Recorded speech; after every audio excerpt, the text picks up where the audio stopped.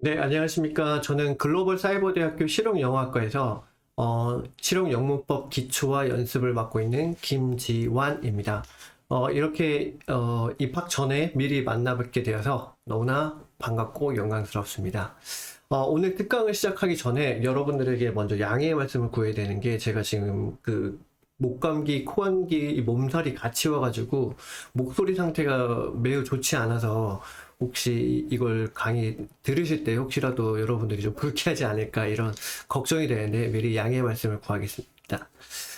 일단 저의 소개를 먼저 드리면 좋을 것 같습니다. 저는 일단 영어 공부를 호주에서 본격적으로 했었고, 대학교를 호주에서 나오고 대학원은 한국에서 나왔습니다. 그리고 특이하게도 호주에서 영어 공부를 할 때, 제가 처음에 시작했을 때부터 영어를 매우 거의 무지의 상태로 영어 공부를 호주에서 시작을 했었는데, 특이하게도 저는 영문법을 호주에서 공부를 거의 하지 않았습니다. 제가 일부러 안 한 건 아니고, 호주의 랭귀지 스쿨이나 뭐 대학교나 그런 곳에서 영문법을 뭐 따로 특별하게 가르쳐 준 적은 없습니다. 매우 기초적인 영문법을 가르쳐 줬었고, 제가 영어를 회화를 하거나, 뭐, 리딩을 하거나 이런 데 있어서, 필요성을 크게 느끼지 못했기 때문에 배우지 않고, 제 스스로 또 하지 않은 부분도 있습니다.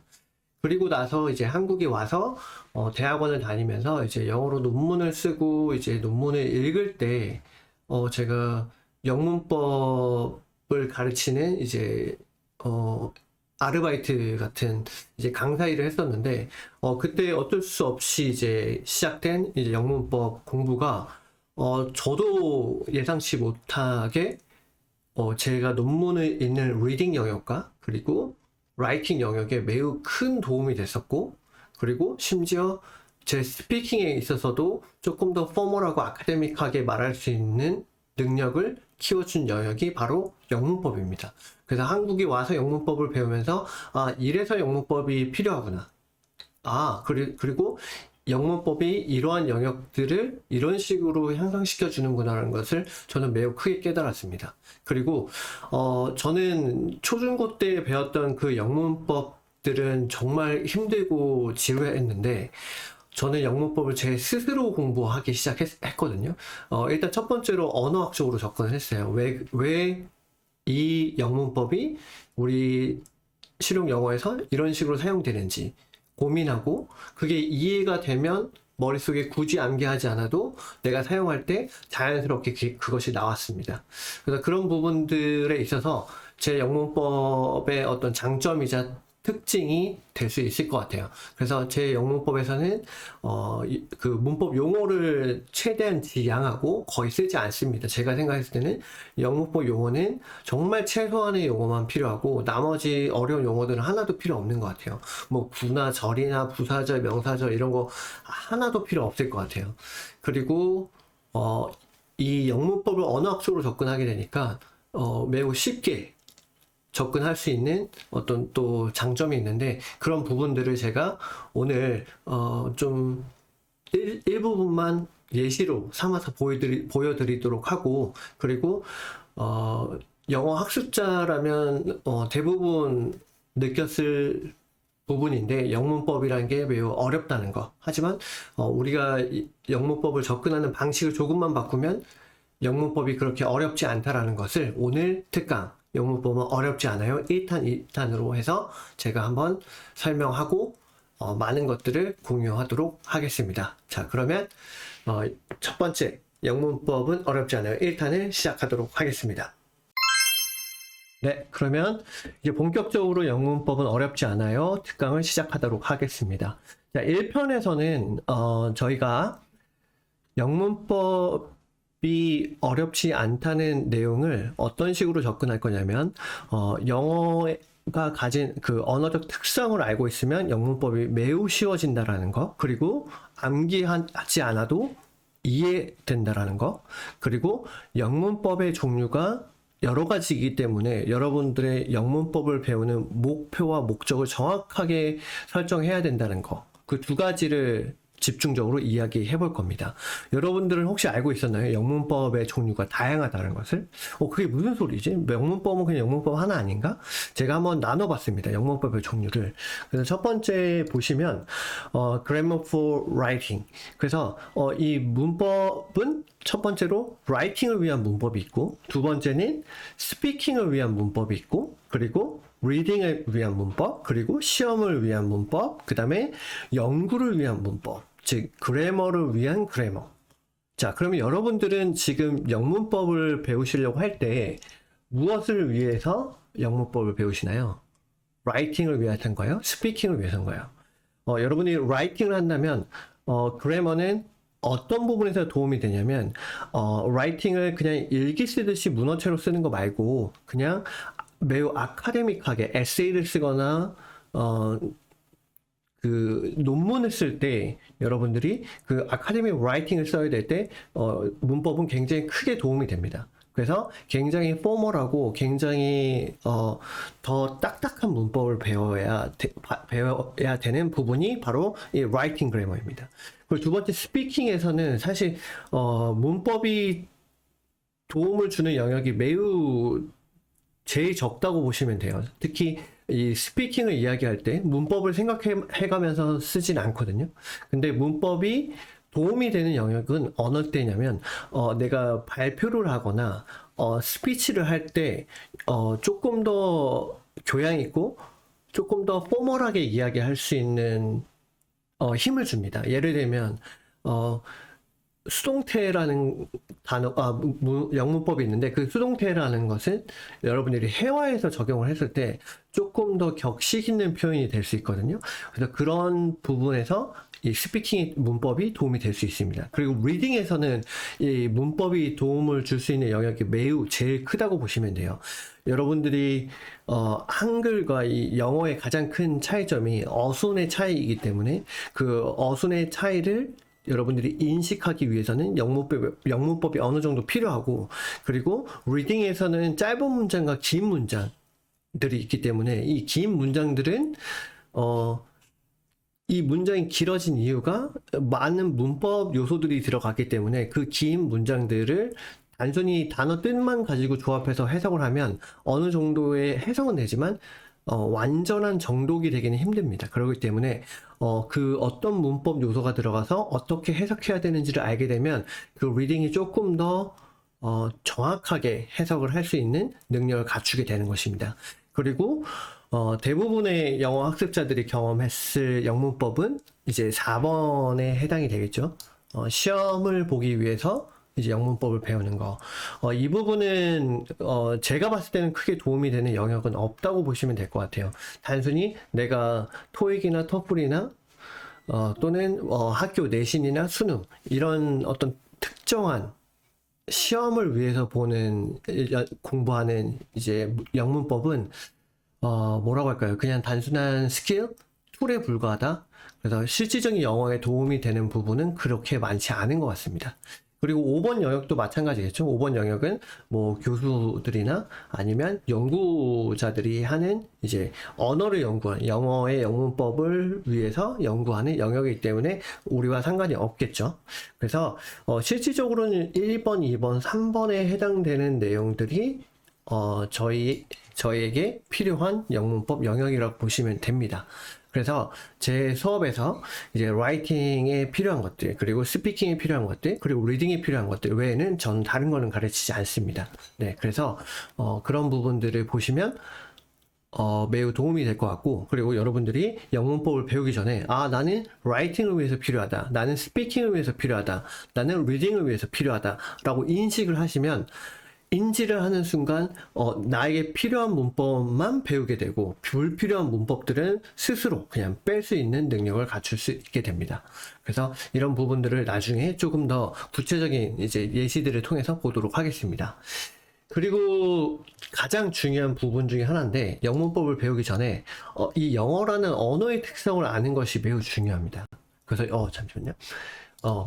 이 영어라는 언어는 매우 다양한 특성을 갖고 있는데, 영문법적인 측면에서 봤을 때는 가장 두드러지게 나타나는 특성이 이 세 가지인데, 첫 번째는 이 영어라는 것이 시간에 매우 민감한 언어다.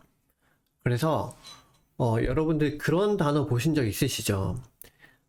현재 완료, 그리고 과거 완료, 뭐 present perfect, past perfect, 그다음에 present perfect continuous 뭐 등등 여러 가지 뭐 시제 문제들, 그리고 뭐 시간과 시제의 차이가 뭘까, 이런 얘기들, 그리고 뭐 시제 일체 문제도 많이 풀어 보셨을 거고, 그게 왜 그러냐면 영어라는 것이 영어권 문화에서는 시간이 매우 중요하기 때문에 우리나라가 가지고 있는 시간 개념보다 영어권에 있는 이 시간 개념이 매우 중요하기 때문에 시간에 관련된 영어 문제도 많이 나오고, 문법에서도 심지어 우리나라에서는 없는 시간 개념이 나옵니다. 그렇기 때문에 여러분들이 영문법을 배우기 전에 이 영어라는 것이 시간에 매우 민감한 언어이기 때문에 우리에게는 없는 시간 개념이 있구나, 그리고 우리에게 없는 시간 개념이 왜 있는지 알게 되면 훨씬 더 쉽게 영문법에 접근할 수 있습니다.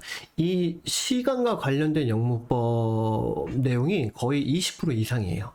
그래서 그런 부분들, 우리나라에는 사실 현재와 과거라는 시간 개념밖에 없죠. 그런데 영어를 배우게 되면, 특히 영문법을 배우게 되면 여러분들이 이제 더 많은 시간 개념들을 더 이제 세분화돼서 배우게 되는데, 그 이유는 영어는 매우 민감한 언어이기 때문에 그렇다. 그러면 라이팅 같은 측면에서 보면 이 시간을 맞춰서, 즉 시제를 맞춰서 글을 쓰는 게 매우 중요할 것이고, 그리고 스피킹에 있어서도 이 시간을 정확하게 세분화해서 말하는 것이 매우 중요한데, 스피킹에서는 시제가 그렇게 많이 중요하진 않습니다. 왜냐하면 여러분들이 일반적으로 스피킹에서 쓰게 될 시제는 현재와 과거를 대부분 쓰게 될 것이고, 여기서 본인이 조금 더 고급스러운 영어를 쓰고 싶으면 거기서 조금 더 세분화된 시제를 사용할 수 있게 되는 것이죠. 그렇지만 보통 일반적인 스피킹에서는 현재와 과거 시제만으로도 충분히 모든 일상생활의 그 회화들을 커버할 수 있습니다.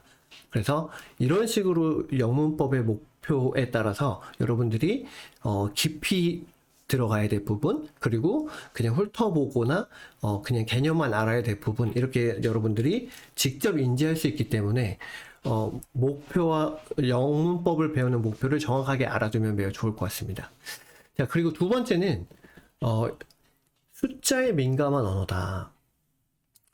우리나라 언어는 뭐 몇 개 좀 줘봐, 나 한 입만 먹을게, 이렇게 정확하지 않은 표현들이 되게 많은데, 영어에도 정확하지 않은 표현들이 많긴 하지만 영어는 우리나라보다는 조금 더 특정한 표현들이 많습니다. 특히 숫자, 하나인지 두 개인지 또는 여러 개인지, 아니면 셀 수 있는 건지 셀 수 없는 건지, 이런 거를 굉장히 세분화시켜 놨는데, 영어는 숫자에 민감한 언어이기 때문에 내가 영어를 쓸 때는 정확하게 숫자를 표현해야겠구나, 정확하게 한 개인지 아니면 여러 개인지를 표현해야겠구나 라는 생각을 미리 갖고 계시면 영문법을 할 때 내가 왜 단수를 써야 되는지, 왜 복수를 써야 되는지, 왜 단수와 복수의 차이를 알아야 되는지 조금 더 납득이 되고 조금 더 열린 마음으로 이 영문법 영역을 접근할 수 있을 거예요.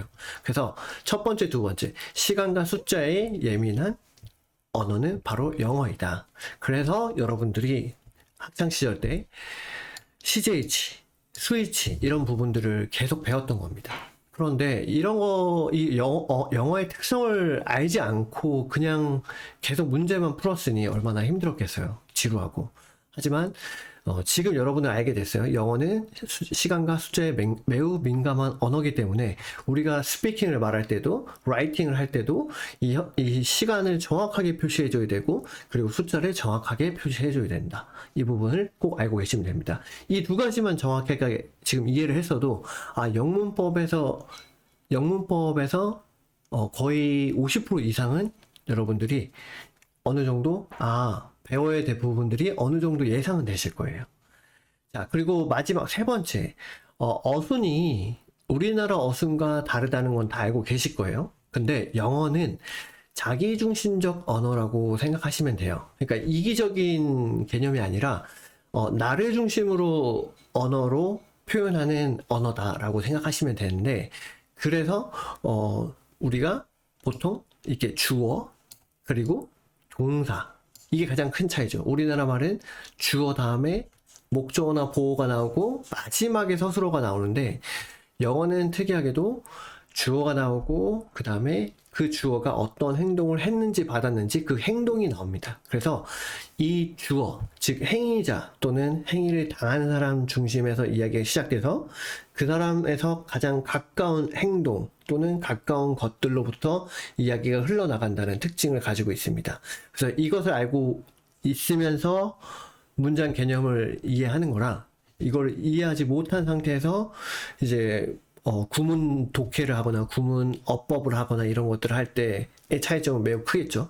그래서 이 세 번째가 매우 중요합니다. 왜냐하면 우리나라 말과 가장 큰 차이점이기 때문에. 그래서 영어는 자기중심적 언어이다. 자기 중심에서 시작되는 것들을 나열하는 언어이다 라고 알고 계시면 되겠습니다. 그래서 이 세 가지를 꼭 기억하시면 영어 문법을 공부할 때, 이래서 이걸 배우네? 이래서 이게 자주 나오네? 라는 생각을 하시게 될 텐데, 조금 더 막연하게 영문법을 공부하는 거에서 벗어날 수 있다는 큰 장점이 있다고 저는 생각을 합니다. 자, 그래서 첫 번째 1편에서는 이렇게 영문법의 종류, 그리고 영어의 특성, 이렇게 두 가지 대해서 배워봤는데, 영문법은 어렵지 않아요. 이 편에서는 이러한 것들이 어떻게 실질적으로 영문법에 사용이 되고 우리가 유용하게 배울 수 있는지 그 부분에 대해서 다뤄보도록 하겠습니다.